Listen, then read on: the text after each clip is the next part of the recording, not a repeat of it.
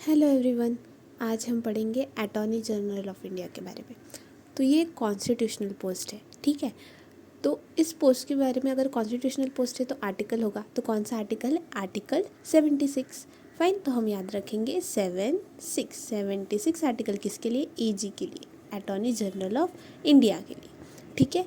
ये अपने जो देश है, अपना इंडिया है, उसका हाईएस्ट लॉ ऑफिसर होता है। कौन? अटॉर्नी जनरल ऑफ इंडिया, ठीक है। आर्टिकल 76। और ये कहाँ पे? पार्ट 5। हमारे कॉन्स्टिट्यूशन के अलग अलग पार्ट्स है, तो द यूनियन करके जो पार्ट 5 है उसका चैप्टर 1 है, द एग्जीक्यूटिव। उसमें आता है आर्टिकल 76, जिसमें मेंशन है कि एक अटॉर्नी जनरल ऑफ इंडिया होगा, ठीक है। अभी इसको अपॉइंट कौन करता है? इंडिया का है, पूरे देश के लिए, तो कौन करेंगे? प्रेसिडेंट साहब करेंगे, अपॉइंटेड बाय द प्रेसिडेंट, ठीक है। फैक्ट के लिए पता रहता है। अभी फर्स्ट कौन थे? MC सीतलवाल, ये थे हमारे first attorney general of India. और अभी एट प्रेजेंट 16 कौन है? R वेंकटरमणी, ठीक है, ये है। देन अभी अटॉर्नी जनरल कौन बन सकता है? लॉ ऑफिसर है, तो लॉ से रिलेटेड कोई होना चाहिए, है ना। देखते हैं कौन है। एक ऐसा पर्सन होना चाहिए जो कि क्वालिफाइड हो to be appointed as a जज ऑफ द सुप्रीम कोर्ट। मतलब सुप्रीम कोर्ट का जज अगर मैं किसी पर्सन है जो क्वालिफाई करता है कि सुप्रीम कोर्ट का जज मैं बना सकती हूँ, ऐसे पर्सन को मैं अटॉर्नी जनरल ऑफ इंडिया बना सकती हूँ, ठीक है। मैं मतलब प्रेसिडेंट ऑफ इंडिया, ऐसा, ठीक है।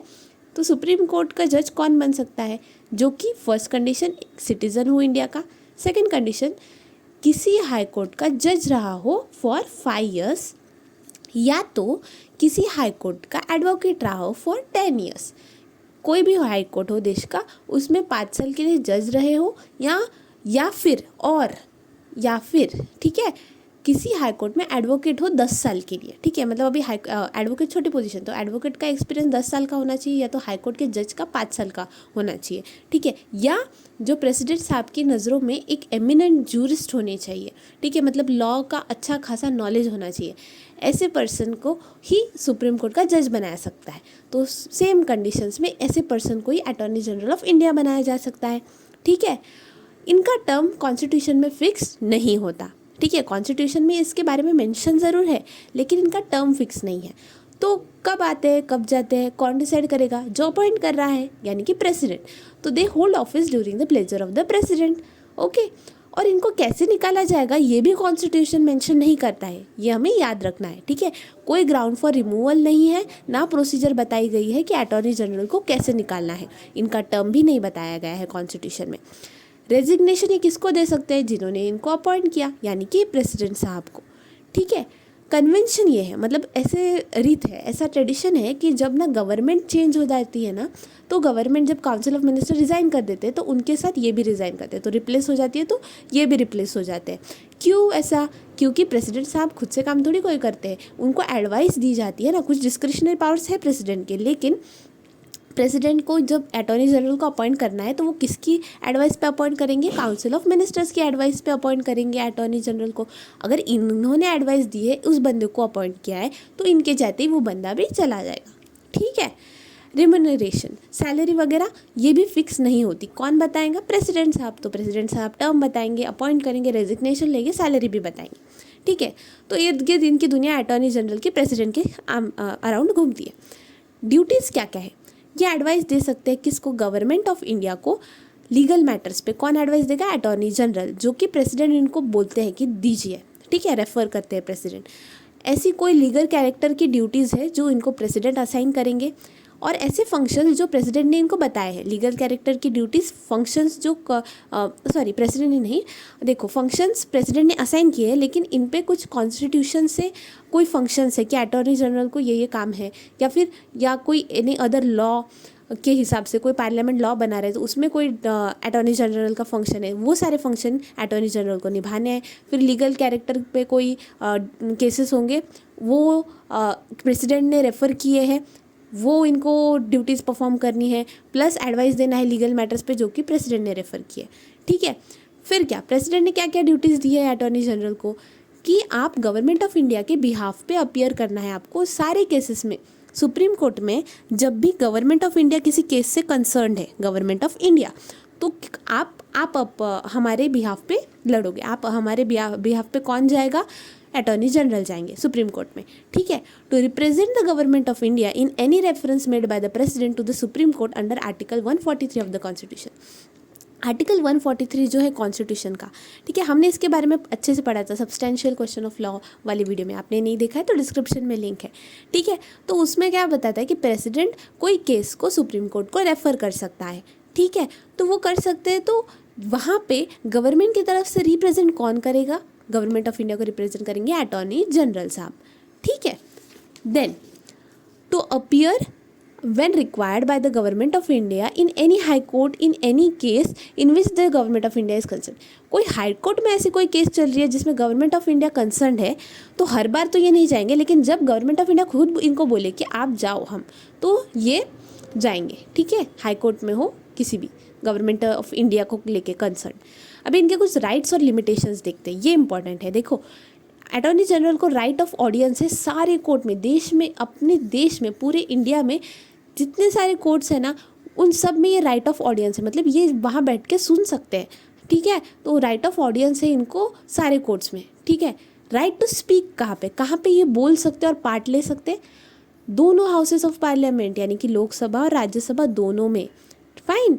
और या फिर उनकी जॉइंट सिटिंग में, या फिर उनके रोज़ के कार्यकाल में, और अगर पार्लियामेंट की कोई कमेटी है जहाँ पे ये मेंबर इनको बनाया गया है, ऐसे इसमें ये राइट टू स्पीक भी है और राइट टू टेक पार्ट भी है, लेकिन without a right to vote. यहाँ पे जहाँ पे भी ये बोल सकते हैं, पार्ट ले सकते हैं, वहाँ पे ये वोट नहीं कर सकते, ठीक है।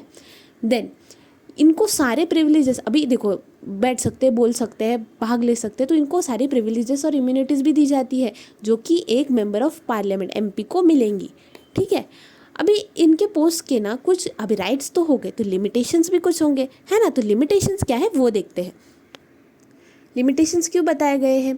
To avoid any complication and conflict of duty, मतलब कोई एक ही ड्यूटी दो लोगों को, ऐसा टाइप का। तो ऐसा कहाँ हो सकता है कि मतलब हम अभी अटॉर्नी जनरल जो है वो गवर्नमेंट ऑफ इंडिया की साइड से जा रहे हैं और उनके अगेंस्ट वाली साइड को भी एडवाइस दे रहे हैं, अगर ऐसा हो गया तो कॉन्फ्लिक्ट ऑफ ड्यूटी हो गया है ना। तो इसलिए कुछ लिमिटेशंस भी लगाए हैं, ठीक है। देखते हैं कौन से। Attorney general should not advise or hold a brief against government of India. हर जगह गवर्नमेंट ऑफ इंडिया के लिए अपेयर हो रहे हैं, उनको एडवाइस दे रहे हैं, तो इनके खिलाफ ये कहीं पे भी एडवाइस नहीं कर सकते या कहीं पे भी कोई ब्रीफ होल्ड नहीं कर सकते, ठीक है। ऐसी जगह पे भी एडवाइस या होल्ड ब्रीफ नहीं कर सकते जहाँ पे इन cases which he or she is called upon to advise or appear for government of India. वही सेम, गवर्नमेंट ऑफ इंडिया के अगेंस्ट नहीं जा सकते, और अगर किसी केस में गवर्नमेंट ऑफ इंडिया ने इनसे एडवाइस ली हो या फिर गवर्नमेंट ऑफ इंडिया के बिहाफ पे ये हो, तो दूसरे साइड को एडवाइस देना ये सब नहीं कर सकते, ठीक है। तो should not defend accused persons in criminal prosecutions without the permission of the government of India. Government of India की परमिशन के बिना ये किसी भी क्रिमिनल प्रोसिक्यूशन में जो कोई एक्यूज्ड है उसको डिफेंड नहीं कर सकते। मतलब नॉर्मली कर सकते हैं क्या? हाँ कर सकते हैं, लेकिन उसके लिए गवर्नमेंट ऑफ इंडिया की परमिशन चाहिए। अभी ये क्यों कर सकते हैं पता है? क्योंकि ना गवर्नमेंट ऑफ अटॉर्नी जनरल जो है फुल टाइम काउंसिल नहीं है गवर्नमेंट के, मतलब ये एक गवर्नमेंट सर्वेंट की कैटेगरी में नहीं आते, ना कि ये मेंबर है सेंट्रल कैबिनेट के, ये भी हमें ये ध्यान रखना है। और इनको ना प्राइवेट लीगल प्रैक्टिस करना अलाउड है, अटॉर्नी जनरल को प्राइवेट लीगल प्रैक्टिस अलाउड है, इसलिए तो ये सब बोल रहे हैं कि आप दूसरी पार्टी के साइड से मत बोलो, है ना। और ये क्रिमिनल प्रोसिक्यूशन में अगर कोई एक्यूज्ड है तो उसको भी आप डिफेंड नहीं कर सकते अनटिल एंड अनलेस आप permission low government of India से, ठीक है। कोई भी ऐसा अपॉइंटमेंट एक्सेप्ट नहीं कर सकते किसी कंपनी का डायरेक्टर या किसी कॉर्पोरेशन का डायरेक्टर बिना permission of government of India. मतलब गवर्नमेंट ऑफ इंडिया ने परमिशन देनी तो क्या बन सकते हैं? हाँ बन सकते हैं, ठीक है।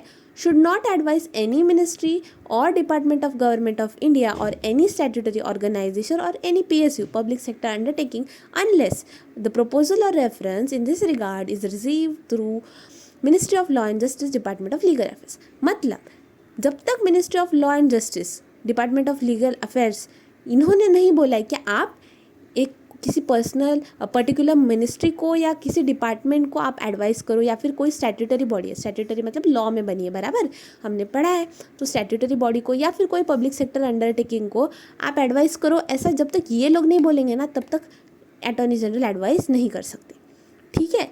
तो ये सारे थे राइट्स और लिमिटेशंस अटॉर्नी जनरल के, इनका आर्टिकल 76 में मेंशन है, ठीक है। और अटॉर्नी जनरल से रिलेटेड आर्टिकल है अब ये राइट्स वगैरह कौन से आर्टिकल में, 88 में, आर्टिकल 88 में houses of parliaments and it's committee के रिस्पेक्ट में जो राइट्स है अटॉर्नी जनरल के वो मेंशन है। फिर आर्टिकल 105 में powers privileges immunities of attorney general है कि इनके प्रिविलेजेस क्या है, पावर्स क्या है, ये 105 में। ये 3 article attorney general of India से रिलेटेड है। ठीक है, अभी इनको असिस्ट करने के लिए इतने सारे काम है, तो असिस्ट करने के लिए कौन है, एक पोस्ट है सॉलिसिटर जनरल ऑफ इंडिया और additional solicitor of general of India. ठीक है, तो ये दोनों ना कॉन्स्टिट्यूशनल पोस्ट नहीं है, आर्टिकल 76 में या किसी भी आर्टिकल में इनका मेंशन नहीं है। ठीक है, ये असिस्ट करते हैं किसको, अटॉर्नी जनरल को, और इनकी पोस्ट कॉन्स्टिट्यूशनल नहीं होती, यही हमें याद रखना है। ठीक है, at present solicitor general of India है तुषार मेहता और फर्स्ट है CK दफ्तारी। ठीक है, सो आज हमने अटॉर्नी जनरल के बारे में पढ़ा। ऐसे ही एडवोकेट जनरल भी होते, अभी ये क्या है ये हम नेक्स्ट वीडियो में पढ़ेंगे। So that's it for the day, thank you.